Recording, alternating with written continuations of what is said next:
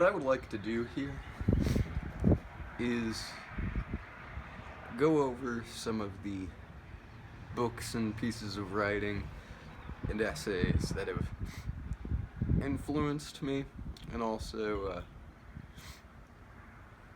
maybe even challenged some of my beliefs or made me think a different way or question myself. I'm going to make it quick and give a brief description of every piece of writing, as I discussed previously. The 15-minute limit thing seems to still be kicking in, but I'm not for them. Let's see here. Starting off with, there are a few other things that have really, this is not the full list, because there are a lot of things that either I couldn't fit in, or I'm still in the process of reading. Which, I've read each and every one of these in the full, if not more than once. So that just would be inauthentic if I told you about a bunch of stuff I'd never read. Starting off with Art of the Deal, Donald J. Trump. It kind of gave me a glimpse into a life that I had never really seen before or known. Later I have experienced these things since, and it really gave me perspective on the whole deal. A lot of tactics, a lot of interacting with people. Great book, I recommend it to everybody. Let's see here. Cormac McCarthy, Blood Meridian. Another great book. It's got a lot of controversy behind it from a lot of woke snowflakes and such, and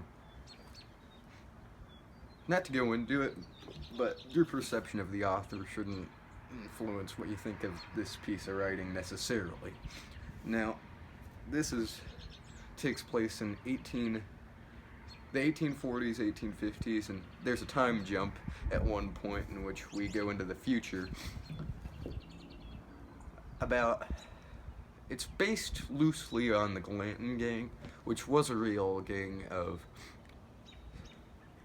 scalp hunters around the Mexican border in the 1800s, and it really takes you through the eyes of a 14-year-old kid who ran away from home, joins the Glanton Gang, gets mixed up with a figure known as the Judge. His name we receive is Judge Holden, who is basically Satan, if we want to get right to the point there. And it shows the dark side of humanity and all that stuff and all that. Great book, a lot of action, some violence, a lot of philosophical values. It's a lot about, it's almost a Gnostic universe, a lot of Gnosticism and Gnostic themes you can read into on that. Next, here we go. The Rum Diary by Hunter S. Thompson, a book about a bunch of... This is a novel, unlike some of his journalistic work. His first novel, published in 1998, but he began it in 1959, so kind of you get a glimpse of him as a younger writer, kind of developing his voice and authentic feel. It's basically about a bunch of reporters in San Juan, Puerto Rico, as I butcher the pronunciation, San Juan, Puerto Rico, and it essentially shows you a dark side of, the get-rich-quick life, and kind of just shows you a little side of things. Another Hunter S. Thompson here, except this time it's a piece of journalism, Hell's Angels. Now this, Hell's Angels, A Strange and Terrible Saga by Hunter S. Thompson. Great book. Really kind of, shows you that often the picture the media paints of a certain group is heavily influenced by their wants and needs, and in many cases is nowhere accurate, or at least slightly targeted compared to where the reality lies. Great book, great book. Took me a while to read. In fact, I read this one once and then I skimmed through a few of the points I was a bit iffy on. Again, read it through again. Great book. It's about Hunter S. Thompson, who actually went and lived for a year with the Hells Angels. And it's basically about his experience with them and ultimate cutting of ties with the Hells Angels. He never became a full badge member, not badge member, he never became a patch member. Next up on the list, The Prince Machiavelli. Great book. One must be a fox in order to recognize traps and a lion to frighten off wolves. Great book. A lot about tactics, a lot of bitter truths that you have to understand and utilize. Political philosophy is the category I'd throw that under. A very short and in many ways, I guess slightly, more than slightly less intimidating read. In fact, it's a young adult book. Still good though. Rumblefish, S.E. Hinton, same lady who wrote The Outsiders. It's about Rusty James, a kid who gets mixed up in kind of a hero worship relationship with his brother, leading him to make decisions, and he has a false idea of what his brother is that even his brother doesn't believe. That's enough description there. Here. Next up, The Myth of Sisyphus by Albert Camus. You've heard me reference this essay many a times. Great book. It asks a lot of philosophical questions, like, hey, I suppose, soup on the side of it. And here's the thing. Rather than, taking the nihilistic approach, it promotes absurdism. The belief that, now, to define the absurd, you'd have to point out the friction between the human instinct to search for meaning and the inability to find it. Enough there, because all of these just read for themselves. This is more to make you aware of their existence. Next up, No Longer Human by Osama Desai. I've pronounced it so many times that each time it's been wrong and I don't even care anymore.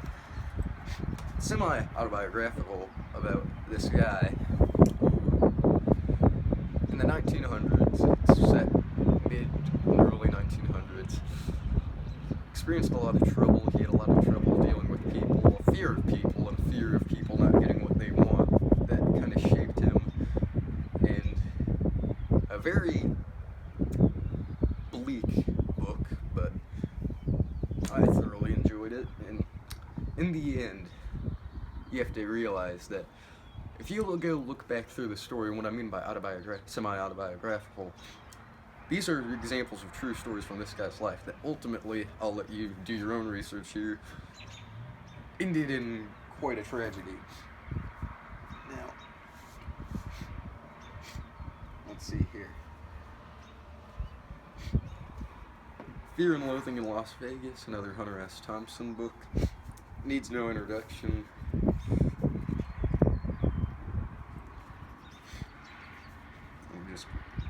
This first sentence is probably going to ring a few bells. We were somewhere around Barstow on the edge of the desert when the drugs began to take hold. I remember saying something like, I feel a bit lightheaded. Maybe you should drive. And suddenly there was a terrible roar all around us, and the sky was full of what looked like huge bats. All of us, and the sky was full of what looked like huge bats, and swooping and screeching and diving around the car, which was about going 100 miles an hour with the top down to Las Vegas. That's a little bit, but very interesting style, as you can probably tell. I'm kind of working my way through the Hunter S. Thompson catalog. The Stranger by Albert Camus. Another Camus book. This is another absurdist kind of piece of writing. This is a novel rather than a philosophical essay, but still philosophical in essence. About, basically, it's very short. I read it in like 2 days, but it's such I've read it like 3 times now though, and I've actually only possessed this book for the past 2 weeks. You can go through it pretty quick, but I guarantee you're gonna have to read it more than once to actually understand what it's saying. A lot of very rich about normal people being put in absurd situations and kind of a mad world type of book. Other than that, last one here, needs no introduction, Catcher in the Rye, J.D. Salinger. A lot of controversy about this book that I don't understand. basically down on his luck teenager who's had a lot of problems in his life. One takes a night wandering the streets of New York after getting kicked out of his fancy preparatory school, kind of seeing its coming of age pretty much at its most refined. I don't think it needs any more introduction. It explores, the idea that the world isn't what people tell you it is. Now, let me just make sure this hasn't clocked in over time. Okay, we're doing good. Thanks for watching this, thanks for listening, and hang in there.